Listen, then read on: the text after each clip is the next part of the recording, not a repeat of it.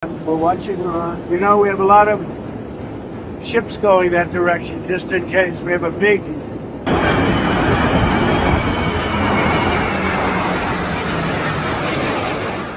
Bumi Iran bergetar 99 kali dalam 7 hari. Terlalu sering untuk diabaikan, terlalu rapi untuk disebut kebetulan. Di saat yang sama, langit timur tengah dipenuhi pesawat kargo militer Amerika. C-17A dan C-5M mendarat satu persatu, membawa sesuatu yang tak pernah dijelaskan ke publik. Di darat, IRGC menggerakkan konvoi malam dan latihan tempur. Di laut, armada Amerika Serikat bersiaga penuh. Ironinya, semua pihak berbicara tentang stabilitas, sementara ancaman kehancuran total dilontarkan terbuka. Gempa, rudal, dan pesawat angkut raksasa muncul bersamaan.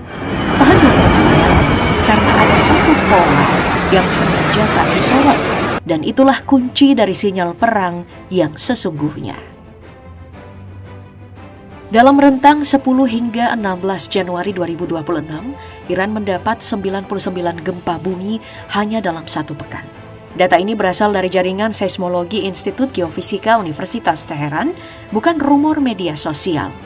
Dari total tersebut, 72 gempa bermagnitudo di bawah 3, 21 gempa di kisaran 3 hingga 4, 5 gempa bermagnitudo 4-5, dan 1 gempa mencapai magnitudo 5,3. Gempa terkuat terjadi pada 13 Januari di Provinsi Yazd. Secara angka, sebagian besar tergolong kecil hingga menengah. Namun yang memicu kecurigaan bukan hanya kekuatannya, melainkan frekuensi, distribusi, dan konteks waktunya. Secara geografis, gempa tersebar di banyak provinsi. Khuzestan mencatat 18 kejadian, Yazd 13, sementara Fars, Kerman, Khorasan Selatan, dan Isfahan masing-masing mencatat 7 gempa. Pola ini menunjukkan bukan satu titik patahan tunggal, melainkan aktivitas luas yang tidak biasa dalam waktu yang sangat singkat. Memang, Iran termasuk negara paling aktif secara seismik dengan lebih dari 6.000 gempa tercatat sepanjang tahun sebelumnya. Namun lonjakan hampir 100 gempa dalam satu pekan tetap memicu tanda tanya besar di kalangan analis.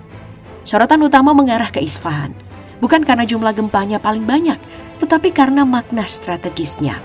Isfahan dikenal sebagai pusat utama teknologi nuklir Iran, rumah bagi fasilitas penelitian, laboratorium, dan infrastruktur pengolahan bahan bakar nuklir.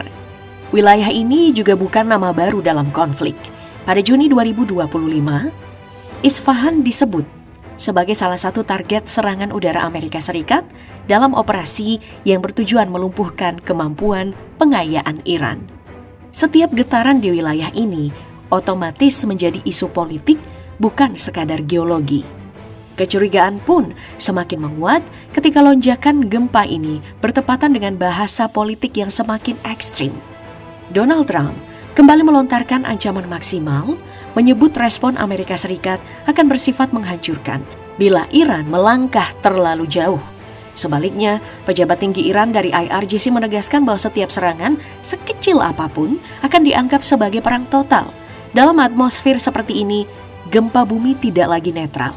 Ia berubah menjadi simbol antara fenomena alam, uji ketahanan bawah tanah, atau sinyal kesiapan menuju konflik yang lebih luas.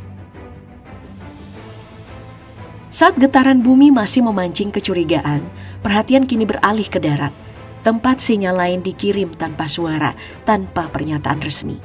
Di tengah lonjakan ketegangan regional, media resmi yang berafiliasi dengan Islamic Revolutionary Guards Corps merilis serangkaian foto konvoi militer bergerak pada malam hari.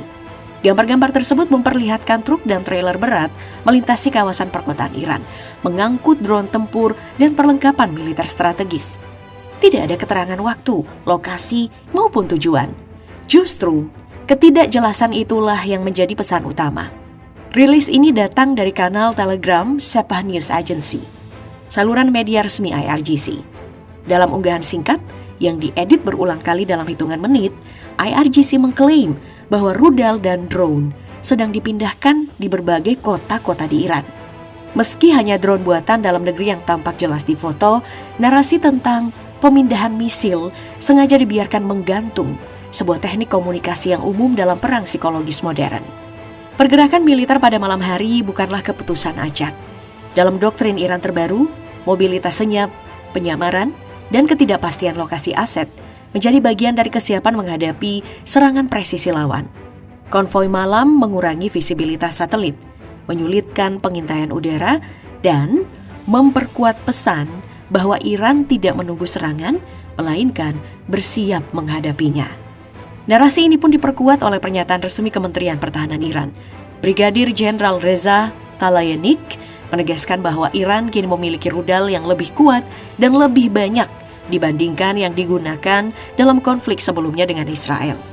Pengalaman tempur dalam perang 12 hari disebut sebagai katalis pengembangan teknologi baru, baik ofensif maupun defensif. Iran secara terbuka menyatakan bahwa sebagian kemampuan ini disimpan sebagai kejutan strategis. Sinyal kesiapan tersebut juga tercermin di udara.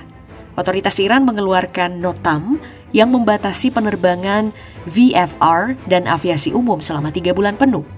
Meski tidak memengaruhi penerbangan komersial, durasi panjang notam ini menunjukkan status siaga tinggi dan potensi aktivitas militer beresiko, termasuk uji sistem, pemindahan aset, atau kesiapan menghadapi kehadiran armada asing di kawasan. Bagi Teheran, langkah-langkah ini bukan gertakan kosong.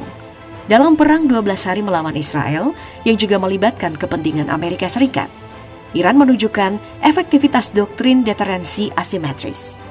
Serangan presisi Iran menghantam target militer, energi, logistik, hingga teknologi Israel, menimbulkan kerugian besar dan mengguncang persepsi ketangguhan absolut Tel Aviv. Hasilnya, konflik berakhir dengan gencatan senjata yang dimediasi Amerika Serikat, sebuah pengakuan diam-diam atas daya tekan Iran. Kini, konvoi malam IRGC berfungsi sebagai demonstrasi ulang deterensi. Tanpa satu peluru pun ditembak, Iran mengirim pesan jelas, yaitu aset bergerak, doktrin matang, dan pengalaman perang sudah diuji. Dalam konteks ini, setiap truk yang melintas di malam gelap bukan sekadar kendaraan logistik, melainkan peringatan bergerak bagi siapapun yang mempertimbangkan serangan. Setelah pesan senyap dikirim lewat konvoi malam, jawaban dari Barat datang lebih terbuka dan jauh lebih keras. Respon Amerika Serikat dan sekutunya terhadap sinyal kesiapan Iran bergerak cepat dan terkoordinasi. Presiden Donald Trump secara terbuka menyatakan bahwa armada besar sedang bergerak menuju Iran, sebuah pernyataan yang sengaja disampaikan ke ruang publik. Meski secara militer pengerahan ini belum sebesar akumulasi kekuatan Amerika Serikat di kawasan pada bulan Juni 2025, pesan politiknya jelas. Washington ingin menunjukkan opsi militer tetap berada di atas meja. Inggris pun mengambil langkah paralel. Jet tempur RAF Typhoon dikerahkan ke Qatar dalam kapasitas defensif, memperkuat payung udara sekutu di Teluk. Secara resmi, London menyebut langkah ini sebagai upaya menjaga stabilitas regional dan melindungi kepentingan bersama dengan Qatar. Namun dalam konteks eskalasi saat ini, kehadiran Typhoon berfungsi sebagai pengganda daya tekan sekaligus sinyal bahwa konflik ini bukan urusan bilateral Amerika Serikat-Iran semata. Di luar kekuatan militer, Washington kembali mengaktifkan senjata lamanya, sanksi ekonomi. Departemen Keuangan Amerika Serikat mengumumkan pembatasan baru terhadap entitas yang terlihat dalam ekspor minyak Iran. Yang mencolok bukan hanya sanksinya, tetapi narasi di baliknya. Menteri Keuangan Amerika Serikat Scott Bessent secara terbuka menyebut bahwa tekanan ekonomi disengaja untuk melemahkan mata uang Iran dan mendorong keresahan domestik, sebuah pengakuan langka bahwa sanksi digunakan sebagai alat rekayasa politik, bukan sekadar hubungan diplomatik. Ia bahkan menyebut strategi ini sebagai diplomasi ekonomi tanpa melepaskan tembakan. Economic statecraft, no shots fired. Namun bagi Teheran, pernyataan tersebut justru memperkuat kecurigaan lama bahwa kepedulian Barat terhadap rakyat Iran seringkali berjalan berlawanan dengan kebijakan yang langsung menekan kehidupan sehari-hari masyarakat. Sanksi dalam kacamata Iran bukan jalan menuju deeskalasi, melainkan tahap awal perubahan rezim. Lebih jauh, wacana blokade angkatan laut mulai mengemuka. Media Barat menyebut Washington mempertimbangkan pembatasan ekspor minyak Iran sebagai tekanan maksimal. Langkah ini sangat sensitif karena menyentuh urat nadi ekonomi Iran sekaligus membuka resiko eskalasi di jalur pelayaran strategis. Sementara itu, syarat-syarat Amerika Serikat untuk kesepakatan baru pun terungkap, yaitu penghapusan total uranium yang diperkaya, pembatasan rudal jarak jauh, larangan pengayaan domestik, serta penghentian dukungan terhadap proksi regional. Bagi Iran, daftar ini bukan kompromi, melainkan penyerahan sepihak. Dan eskalasi kini mengikuti jalurnya sendiri. Tekanan ekonomi, kerusuhan, hukuman, lalu respons politik. Ketika eksekusi dimulai dan janji-janji lama diuji, ruang kompromi menyempit drastis. Bukan soal siapa yang benar atau salah, melainkan siapa yang lebih dulu memutuskan bahwa mundur bukan lagi pilihan.